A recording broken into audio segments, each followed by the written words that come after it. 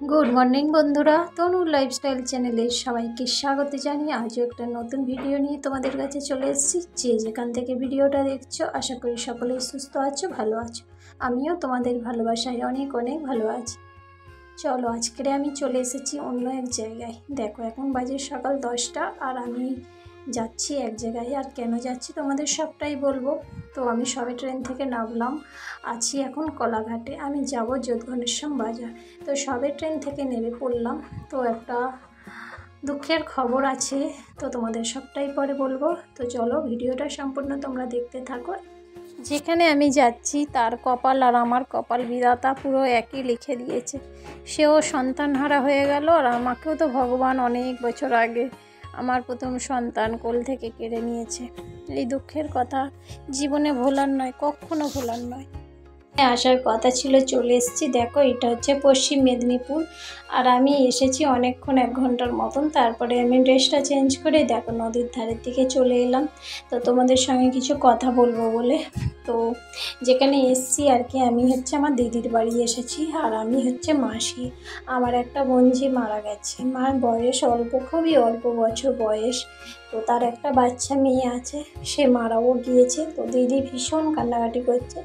এর আগে আমি 2বার এসেছি, যেদিন মারা যায় সেদিন এসেছিলাম, তারপর হসপিটালে ভর্তি ছিল তখনও এসেছিলাম, কিন্তু তখন ভিডিও করার মতন মুড ছিল না।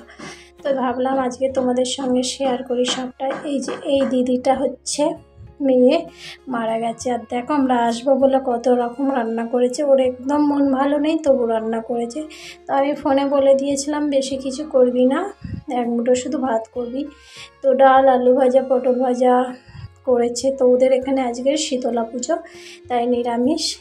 তো যেখানে দেখাচ্ছিলাম ওখানে হচ্ছে অন্য বাড়ি, আর এটা হচ্ছে আর একটা বাড়ি। তো এই দিদিটা আমার ভীষণ ভেঙে পড়েছে, খুব কান্নাকাটি করছে, খুব মানে আমাকে ডাকছিল আসার জন্য।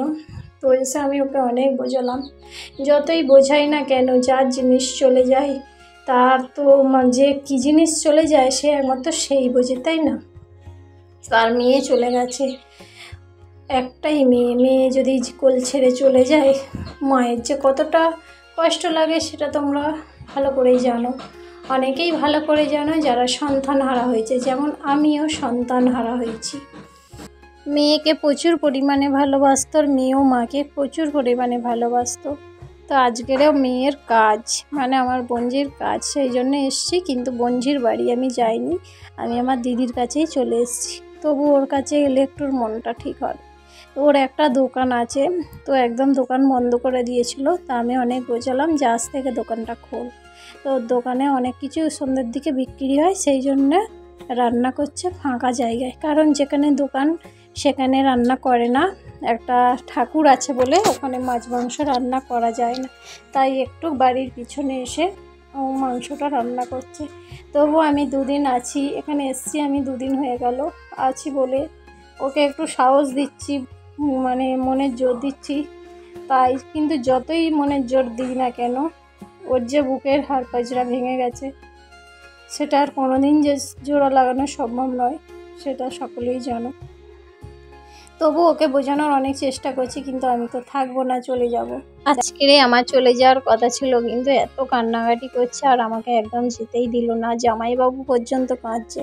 জামাইবাবু তো পুরো পাগলের মতন হয়ে গেছিলো প্রথম। আজকের 15 দিন হলো, প্রথম কদিন আমার জামাইবাবু পুরো পাগল হয়ে গেছিলো। ঘুমের ওষুধ দিয়ে ঘুম পাড়াতে হতো। তো আমি চলে যাচ্ছিলাম, আমাকে যেতে দিল না, আটকে দিল। তো আবার বলছে কালও থেকে যাস না, কিন্তু ছেড়ে যেতেও ইচ্ছা করছে না। আবার আমি তো ছেলে মেয়ে সবাইকে রেখে চলে এসেছি, একাই চলে এসেছি। তো কি করব, থাকতে বাধ্য। এগুলো হচ্ছে দিদির যা। তো ভিডিওটা এখানে শেষ করছি, আর বেশি বাড়াচ্ছি না। টাটা।